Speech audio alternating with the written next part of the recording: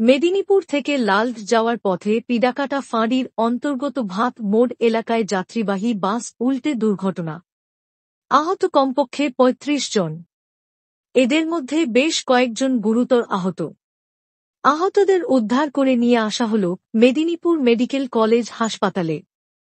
ঘটনাস্থলে পুলিশ।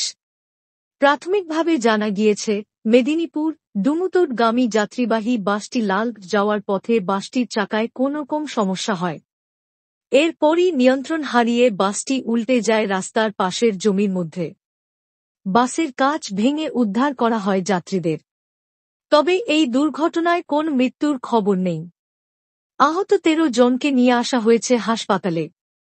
আহতদের দেখতে হাসপাতালে যান স্থানীয় বিধায়ক সুজয় হাজরা। তিনি জানান, চিকিৎসার প্রয়োজনীয় ব্যবস্থা নেওয়া হচ্ছে আহতদের।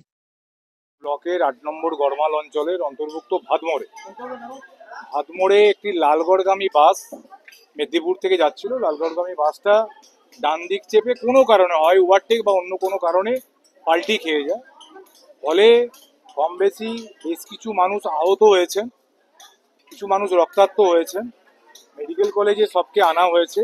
ইতিমধ্যেই ১৩ জন অ্যাডমিট হয়েছে এবং প্রত্যেকেরই আঘাত হচ্ছে যে খুব সামান্যই, গুরুতর আঘাতপ্রাপ্ত সেই ধরনের কোনো পেশেন্ট এখানে নেই। কিন্তু সবাই একটা ট্রমার মধ্যে, যেহেতু গাড়িটা উল্টে গেছে, ফলে সবার মধ্যে একটা ট্রমা আছে। আমাদের এখানে ডাক্তারবাবুরা আছেন, সিস্টাররা আছেন, ওনারা যে ধরনের ট্রিটমেন্টের প্রয়োজন আছে ওনারা সেটা প্রিকশন যা কিছু নেওয়ার সব কিছু করছেন। ওভারঅল যারা আছেন ভালোই আছেন। আমরা আমাদের তরফ থেকে ওদেরকে আশ্বস্ত করলাম কোনো অসুবিধা নেই।